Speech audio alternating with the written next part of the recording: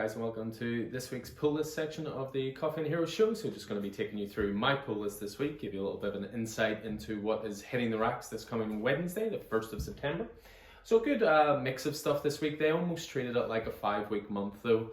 So what you're getting certainly from DC, for example, is a lot of annuals.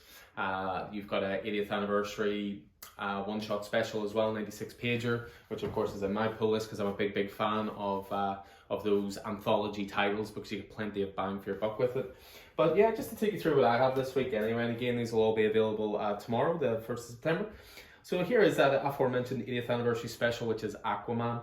So 100-page giant, you're going to be getting tons of great creators working on this.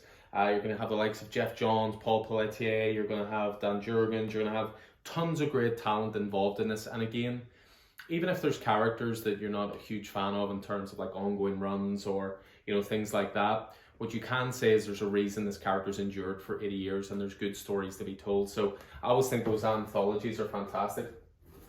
One of the biggest titles this week definitely is Batman Fear State Alpha. So this is essentially setting up the next part of Tynion's Batman run, which we now know will be the last part of Tynion's run. Joshua Williamson taking over. I'll try to keep the smile off my face too much for that because I'm very big fan of that move. But this is Tynion on writing, you've got Riccardo Federici on art, and again this is setting up the big Batman event. I mean, Fear State is going to take place over the main Bat title, but also over Detective Comics, over Harley Quinn, over Catwoman, over Nightwing, tons of titles getting involved with it, but it all starts here. So it's even a case of you can give this a go to see if you like the direction it's moving in, but if you are going to be getting into Batman Fear State, this is your starting point right there. So as I say, a couple of annuals coming up next. So first of all, we have Batman Superman 2021 annual. I love that this is actually a reversible cover. You've got Superman on one side, and then obviously you can't see it with the bag on board, but it's Batman on the other side. And with this one, you've got Jean Lun Yang, who's been writing the Batman Superman run recently on writing duties, and one of my favorite artists on art, Francesco Francavilla, big fan there. Also on the annual side of things, we have Harley Quinn. And again, I've talked at length before about the Harley Quinn run. I'm a big fan of it. And it's definitely Phillips continuing with this. So you've got the same writer as the main series doing the annual, which is always a bonus as well. Next part of the frankly brilliant Infinite Frontier. This is a series I think that's caught a lot of people off guard. They maybe weren't expecting it to be as good as it is. But again, the reason for that, Joshua Williamson. He's been spearheading this. This is issue 5 of 6, so we're starting to get towards the end of this. But by the look of it, we're going to get a title spinning out of it called Justice Incarnate, which is due for release in November. Finish off the DC stack this week, we have Teen Titans Academy. Again, another title I'm a big fan of. Tim Sheridan writing. You've got Rafa Sandoval as artist on this. And again, it's just been a lot of fun. This really good reintroduction to the Titans. Brilliant bringing back those legacy characters. And if you haven't get into it, yeah, we've got a lot of the previous issues in the store. I've always made sure to keep well topped up on them. So if you want to jump into that, you know, we can help you with that. For me, the biggest Marvel title this week is definitely Dark Ages. And that's not just because Tom Taylor's writing it. That's a blatant lie. Of course, it's because Tom Taylor's writing it. So this is going to be a 6-issue miniseries.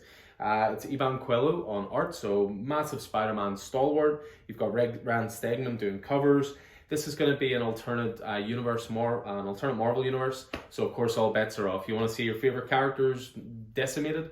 That's what's going to happen in this. Because Tom Taylor don't play by the rules. He don't do continuity. He does it when he can actually do it in a way where he has full carte blanche with characters. So I think that's going to be a big one this week. But one I'm very much looking forward to, I've really loved these Demon Days one-shots by Peach Momoko. So this one is now Cursed Web. So with these, they're essentially alternate takes on classic Marvel characters. And I think what you can see from the front here, at the very least, it looks like you've got Mystique there. This I'm thinking might be related to Spider-Gwen with the pink and white as well.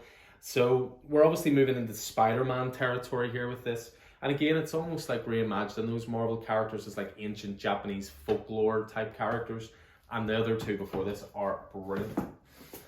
Also coming to an end this week is Sinister War. So this is Ed Brisson, Nick Spencer, Mark Bagley, you know, a veritable who's who of talent.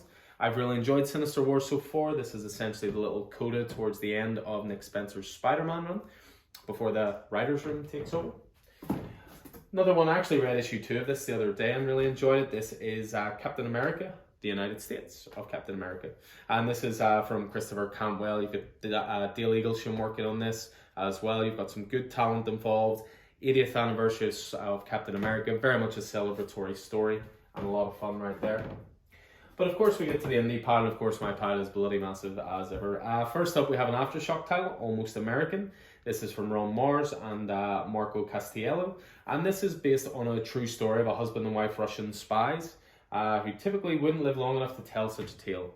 I'm a big fan of spy genre, I'm a big fan of Aftershock #1s in general, and Ron Mars of course is an industry legend, so to bring that on. We have the last part as well of Commanders in Crisis, which is Steve Orlando and David Tindo's image set superhero tale, issue 12 of that. We're on to issue 2 of Dark Blood. I've really enjoyed the first issue of this. This is a Boom series, and it's essentially to do with a black superhero living in like a small town, but he doesn't want, he's already segregated from the small town enough just because of race, but also because he has superpowers that would give them even more reason to fear him. Again, we have a couple of the #1s if you're late to this, and then that's issue 2 this week. Next up, we have Firepower. So Firepower number 15. Any week with Firepower is a good week. Mark that off your bingo card. Robert Kirkman, Chris Samney, of course. We're midway through the 4th story arc, if you include the Prelude as a full story arc, which of course you do. So again, one of the most consistent titles on the shelves. Also the end of the first arc here for Geiger, so Jeff Johns, Gary Frank, Brad Anderson. This looks to be an oversized issue for the finale. One of the best looking books on the shelf.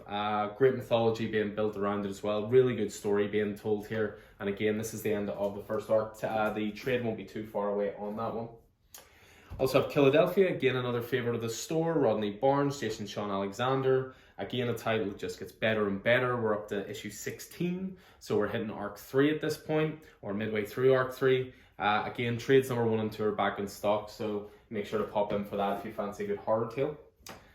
Another one coming to an end. This seems to be a common theme this week, and I'm quite sad this is coming to an end because this has been fantastic. The Many Deaths of Lila Starr, Ram V, Felipe Andrade. Brilliant series. If you haven't got on to it, the trade is due in November. I would highly recommend it. It's whimsical, it's funny, it's heartfelt, it's got something to say about legacy, about the place of death in the world, about the idea of immortality. Just a really brilliant tale from Ram V and Felipe Andrade. Next up we have the Old Guard, Tales Through Time. So this is the continuation of the one-shot stories being told in the Old Guard universe.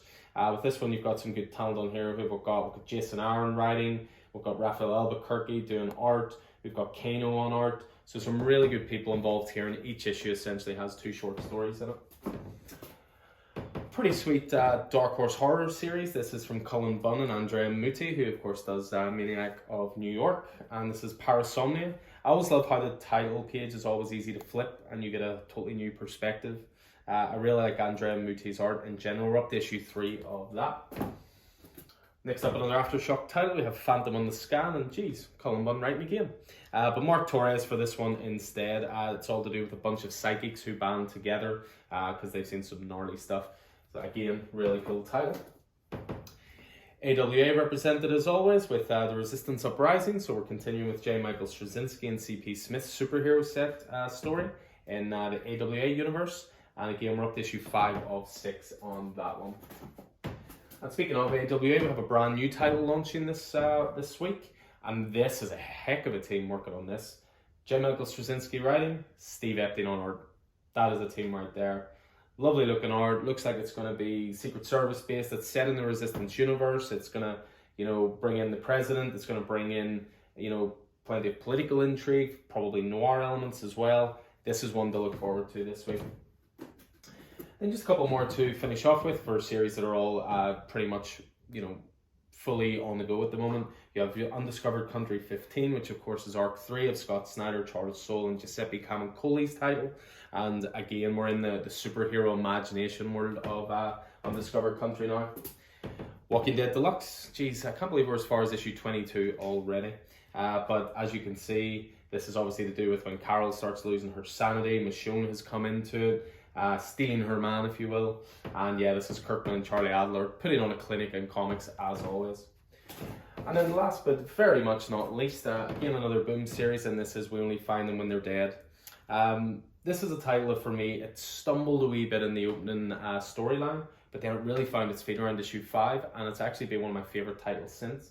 So of course this is Al Ewing and Simone DeMeo on this one, the story of giant gods who are just floating around the universe that You know, they only seem to come across them floating through space. How did they die? What happened? Brilliant story. So that is pretty much my pull list for this week. As I say, these titles will all be available in store tomorrow. Just as ever you see something you like, just let us know. Well, I say if you see something you like, not my AW belt, that's not for sale.